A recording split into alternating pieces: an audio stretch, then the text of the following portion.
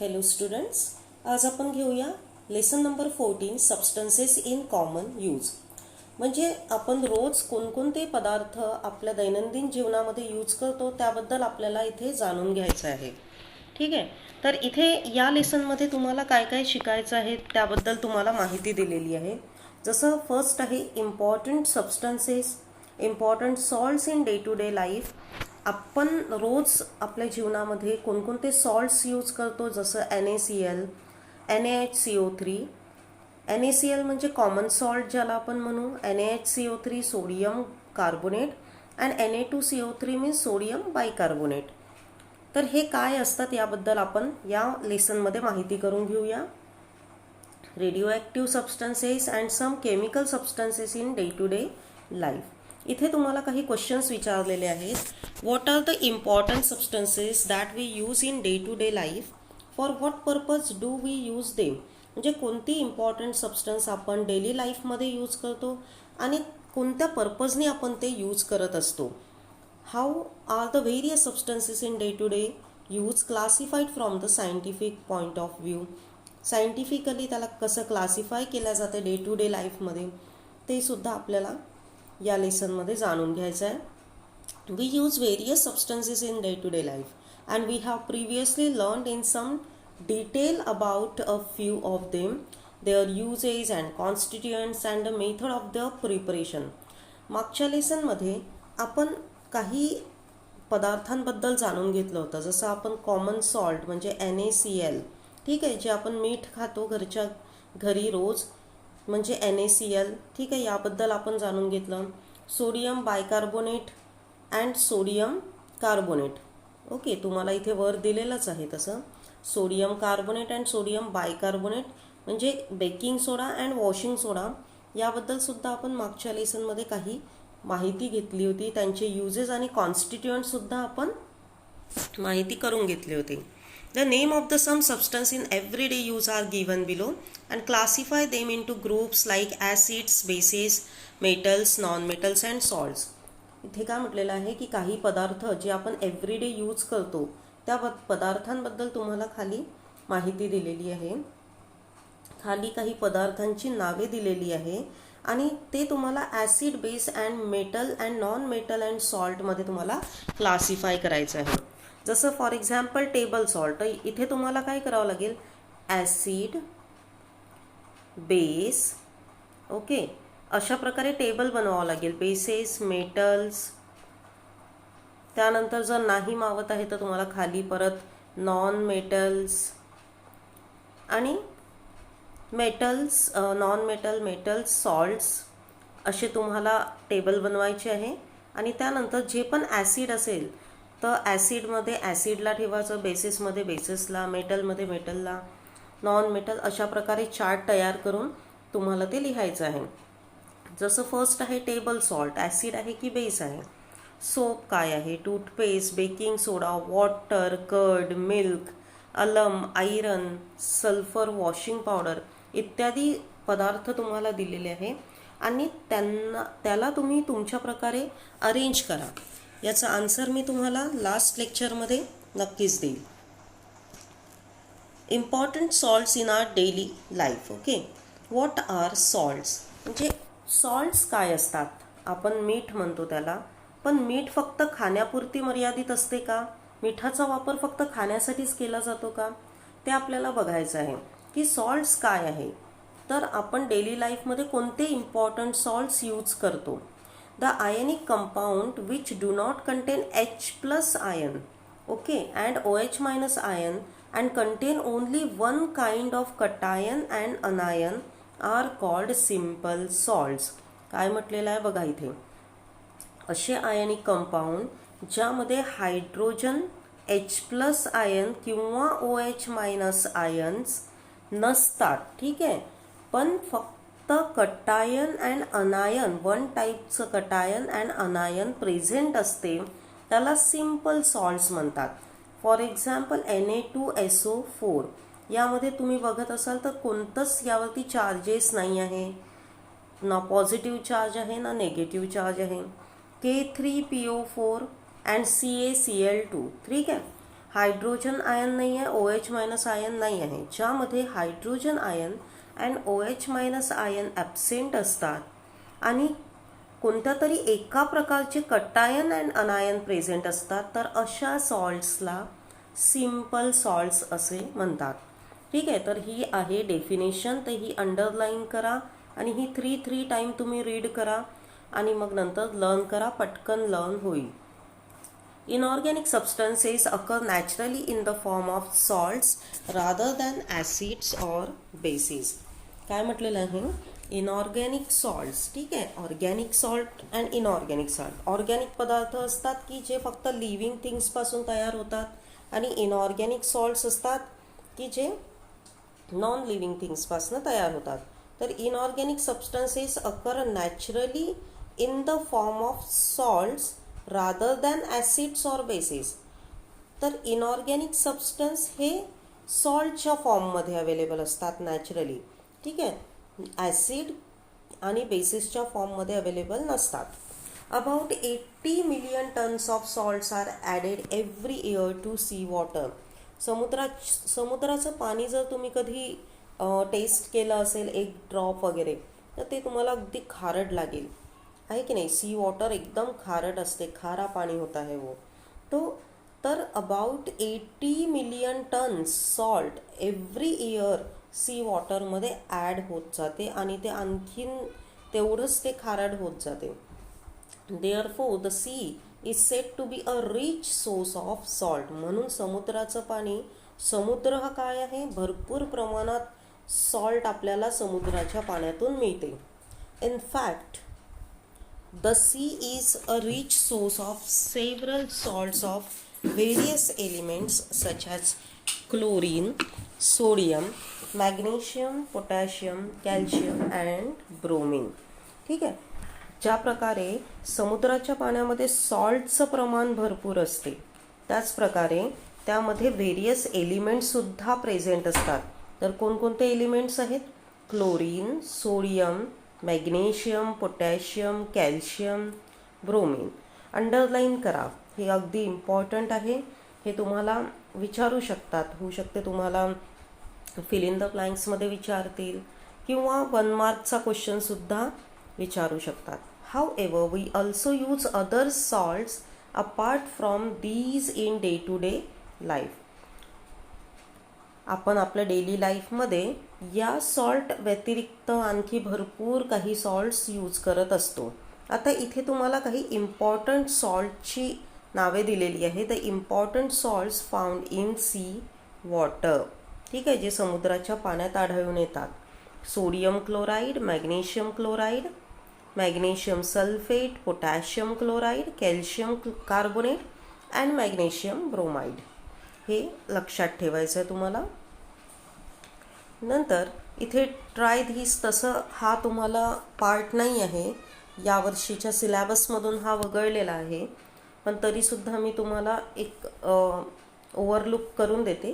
Prepare standard solution of some salts and put 2 to 3 drops of universal indicator in them and note your observation in the table alongside. म्हणजे इथे काय म्हटलं, saturated solution तयार करायचं आहे सॉल्टचं. तुम्हाला जसं टेबल सॉल्ट दिलेलं आहे, soap, washing soda, baking powder, POP, इतके सॉल्ट्स दिलेले आहे. हे सगळे सॉल्ट्स असतात.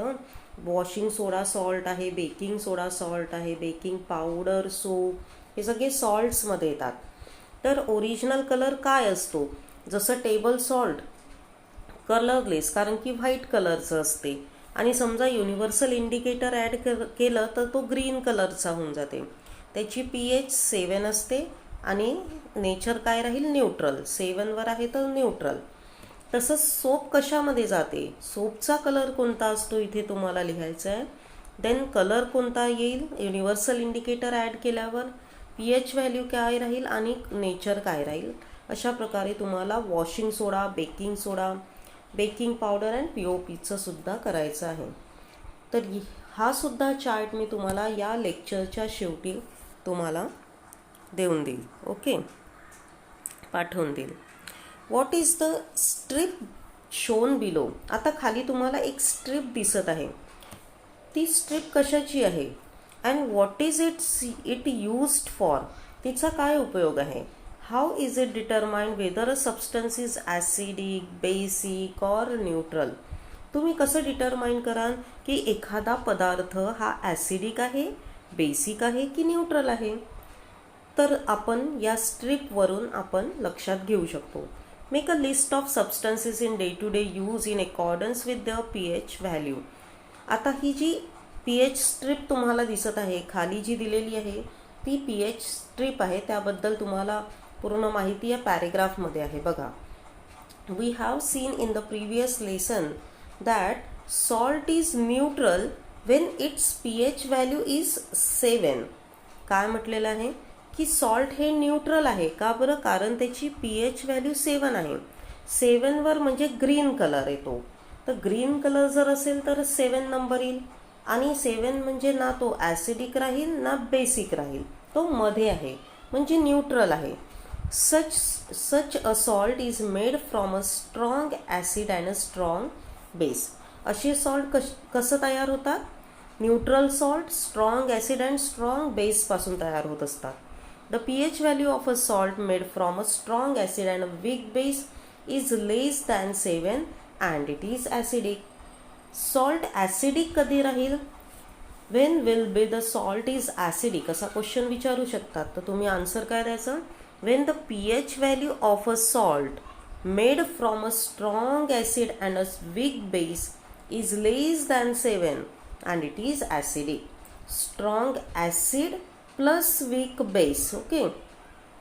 आणि त्याची pH व्हॅल्यू राहील 7पेक्षा लो, तर त्याला आपण ॲसिडिक म्हणू. And on the other hand the pH value of a salt made from a weak acid and strong base is more than 7. आणि 7पेक्षा जर जास्त असेल तर then that salt it is basic. Okay. Let us now learn more about some salts everyday use. आता आपण बघूया जे आपण एव्हरीडे यूज करतो त्या सॉल्ट्सबद्दल माहिती घेऊया. तर तुम्हाला pH स्ट्रीप ही समजली, याला म्हणतात pH स्ट्रीप. ओके. ही आहे pH स्ट्रीप. pH स्ट्रीपमध्ये 7 हा नंबर न्यूट्रल शो करतो. न्यूट्रल 7पेक्षा जर लो असेल, ठीक आहे, लो रेंज येईल तर त्याला आपण ॲसिडिक म्हणू. आणि 7पेक्षा जर जास्त राहील तर बेसिक म्हणू. ओके. समजलं तुम्हाला? देन आपण आता घेऊया sodium chloride means table salt NaCl. आपल्याला माहिती आहे सोडियम क्लोराईडचा फॉर्म्युला काय असतो? NaCl. NaCl कसं तयार होते? सोडियम अँड क्लोरीन यांचं कोव्हॅलेंट कंपाऊंड तयार होते. यामध्ये इलेक्ट्रॉन अँड प्रोटॉनची देवाणघेवाण होते आणि त्यामुळे जो आयनिक बॉन्ड फॉर्म होतो तो त्यामध्ये एक स्ट्रॉंग फोर्स ऑफ अट्रॅक्शन असते आणि त्या फोर्स ऑफ अट्रॅक्शननी हे पॉझिटिव्ह अँड निगेटिव्ह आयन्स एकमेकांना अगदी घट्ट चिपकलेले असतात आणि म्हणून यांना आयनिक कंपाऊंड असे म्हणतात. ओके. तर आपण बघूया टेबल सॉल्ट और common salt which gives a salty taste to food is the most used of all salts. ठीक आहे. आपण रोजच्या जेवणामध्ये कॉमन सॉल्ट म्हणजे मीठ वापरत असतो. ठीक आहे. ज्यामुळे आपल्या जेवणाला एक सॉल्टी टेस्ट, एक टेस्ट येते. ठीक आहे. जे आपण रोज आपल्या जेवणामध्ये ॲड करत असतो. Its chemical name is sodium chloride. Okay. And sodium chloride is formed by a neutralization reaction. Strong base and strong acid यांच्या केमिकल रिॲक्शननी काय होते? सॉल्ट अँड वॉटर फॉर्म होत असते. आणि ती रिॲक्शन म्हणजे कोणती असते? न्यूट्रलायझेशन रिॲक्शन असते between sodium hydroxide and hydrochloric acid. Sodium hydroxide म्हणजे NaOH प्लस हायड्रोक्लोरिक ॲसिड म्हणजे HCl. ओके. हा OH या H सोबत कंबाईन झाला तर H2O तयार झाला आणि वाचले काय? Na आणि Cl.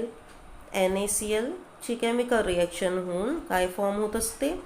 कॉमन सॉल्ट तयार होत असते. ही आहे याची chemical reaction. We have already seen that this is a neutral salt and that the pH value of its aqueous solution is 7. We have already seen that this is a neutral salt. आपण already बघितलेलं आहे की हे काय आहे, neutral salt आहे.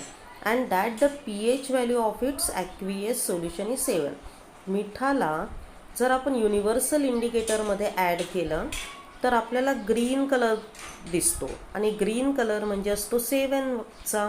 ठीक आहे, जी आपण वरची स्ट्रीप बघितलेली आहे, या स्ट्रीपमध्ये 7 नंबर हा ग्रीन कलर डिनोट करत असतो आणि 7वरती काय असतो, न्यूट्रल. तर आपलं कॉमन सॉल्ट जे आहे ते कसं आहे, न्यूट्रल आहे. समजलं तुम्हाला. इथे आपण आता प्रॉपर्टीज अँड युजेस जाणून घेऊया. First, common salt is a colourless and crystalline ionic compound. ठीक आहे, कलरलेस आहे हे आपल्या सगळ्यांना माहिती आहे. क्रिस्टलाइन आयनिक कंपाऊंड आहे. क्रिस्टल असतात त्याचे छोटे छोटे. ठीक आहे, आयनिक म्हणजे याच्या एका मॉलिक्यूलमध्ये, एका पार्टिकलमध्ये एक जर बारीकसा कण आपण मिठाचा घेतला तर त्यामध्ये कितीतरी ॲटम्स आपल्याला, मॉलिक्यूल्स आपल्याला NaClचे मिळतील आणि ते स्ट्रॉंग फोर्स ऑफ अट्रॅक्शनने एकमेकांशी बांधल्या गेलेले असल्यामुळे त्याला क्रिस्टलाइन आयनिक कंपाऊंड असे म्हणतात. There is no water of crystallisation in its crystalline structure. No water of crystallisation म्हणजे त्यामध्ये वॉटर मॉलिक्यूल प्रेझेंट राहणार नाही, कारण की ऑलरेडी ते काय आहे, पूर्ण प्रकारे ड्राय झालेलं आहे. Understand. It is a neutral salt, salty in taste. ठीक आहे, it is a neutral salt. It is a neutral salt, salty in taste. Neutral salt आहे, टेस्ट कशी राहील, salty. And this compound is used for the production of salts like Na2CO3, NaHCO3. This compound is used for the production of salts. कोणते salt, Na2CO3, sodium bicarbonate and sodium carbonate, NaHCO3. When electric current is passed through a saturated solution of sodium chloride, it is electrolyzed and hydrogen gas is released at the cathode while chlorine gas is released at the anode. जेव्हा आपण electrolytic solution, electric current जेव्हा आपण saturated solution म्हणजे sodium क्लोराईडला, या मिठाला पाण्यामध्ये mix केलं, आपण काय होऊन जाईल, मिक्स होऊन जाईल. तर ते काय झालं, सॅच्युरेटेड सोल्युशन झालं. ठीक आहे, यामधनं जर आपण इलेक्ट्रिक करंट पास केला, ठीक आहे, इथे बल्ब ऑन केला, इलेक्ट्रिक करंट पास केला, तर याचं इलेक्ट्रोलिसिस प्रोसेस होईल आणि हायड्रोजन गॅस काय होईल, रिलीज होईल. हायड्रोजन गॅस कॅथोडजवळ रिलीज होत असते आणि क्लोरीन गॅस जी राहील ती ॲनोडजवळ रिलीज होत असते. इथे दोन असे काय असतात, कॅथोड आणि ॲनोड लावले जातात. This method is used for the production of chlorine gas. यामुळे आपण क्लोरीन गॅस तयार करू शकतो. And in this method, an important basic compound NaOH is formed in the cell. तर या मेथडमध्ये NaOH, सोडियम हायड्रॉक्साईड कंपाऊंड तयार होतो. तर कसा तयार होतो बघा, खाली रिॲक्शन दिलेली आहे. NaCl 2NaCl प्लस 2H2O जे सोडियम क्लोराईडला वॉटरमध्ये आपण काय केलं, मिक्स केलं. तर 2NaOH, Naची या वॉटरमधल्या OH सोबत रिॲक्शन झाली, NaOH फॉर्म झाला अँड क्लोरीन गॅस रिलीज झाली. इथे अपवर्ड ॲरो म्हणजे गॅस, हायड्रोजन गॅस पण रिलीज होत असते. When salt is heated to a high temperature about 800 degree centigrade it melts and this is called the fused state of the salt. जर आपण सॉल्टला गरम केलं हाय टेम्परेचरवर, किती 800 डिग्री सेंटीग्रेड, तर त्याचं ते मेल्ट होऊन जाईल, वितळून जाईल सॉल्ट, आणि त्याच स्टेटला काय म्हणून, fused state of the salt. हा क्वेश्चन विचारू शकतात, define fused state of salt. तर तुम्हाला हे इथून इथपर्यंत लिहावं लागेल. ठीक आहे. Wien fuse salt is electrolysed, chlorine gas is released at the anode and liquid sodium metal at the cathode. बघा काय म्हटलेलं आहे, समजा आपण फ्युज्ड सॉल्ट म्हणजे या मिठाला जर आपण मेल्ट केलं आणि इलेक्ट्रोलिसिस प्रोसेस आपण केली म्हणजे इलेक्ट्रिसिटी पास केली तर क्लोरीन गॅस ॲनोड जवळ रिलीज होईल. ठीक आहे, ॲनोड अँड कॅथोड असतात. इथून क्लोरीन गॅस रिलीज होईल आणि सोडियम मेटल पण लिक्विड सोडियम मेटल या कॅथोड जवळ कलेक्ट होईल. अशा प्रकारे सोडियम क्लोराईडचे काय असतात, डिफरंट युजेस असतात. ओके, तर आज तुम्ही इथपर्यंत आपण थोडंसं हे घेऊ. Salt is also obtain from a certain type of rock म्हणजे खडकापासून सुद्धा मीठ तयार होते. And this is called rock salt. This salt is called as a rock salt. The mineral halite and Himalayan rock salt are some examples of rock salt. ठीक आहे, and this salt is use to treat many disease. म्हणजे हे rock salt आपण काळं मीठ म्हणतो किंवा संधे मीठ म्हणतो, तर हे मीठ खूप उपयोगी असते. यामुळे भरपूरसे डिझीजसुद्धा त्याच्यावरती ट्रीटमेंट करू शकतो आपण. ठीक आहे, 25% aqueous solution of salt is called saturated brine असं म्हणतात. And when 1/5 of this solution is evaporated, the dissolved salt gets crystallized and salt gets separated from the solution. समजा आपण 25% ॲक्वियस सोल्युशन घेतलं सॉल्टचं. ठीक आहे, 100% मधून फक्त 25% आपण सॉल्टचं सोल्युशन घेतलं. इज कॉल्ड त्याला सॅच्युरेटेड ब्राईन म्हणतात. आणि when 1/5 of this solution is फक्त 1/5 पार्ट आपण इव्हॅपोरेट केला तर काय होईल, डिझॉल्व्ड सॉल्ट गेट्स क्रिस्टलाइज. मग जे काही इव्हॅपोरेशन प्रोसेसनी काय होईल, वॉटर मॉलिक्यूल निघून जातील. काय वाचेल खाली, मीठ वाचेल. मीठ तर इव्हॅपोरेट होत नाही, फक्त वॉटर इव्हॅपोरेट होते. तर त्यामुळे काय होईल की खाली जे वाचेल सॉल्ट ते क्रिस्टलाइज स्टेटमध्ये येईल and get separated from the solution. आणि सोल्युशनपासून सेपरेट होईल म्हणजे वॉटर इव्हॅपोरेट होऊन जाईल आणि सॉल्ट सेपरेट होईल. ओके, समजलं तुम्हाला?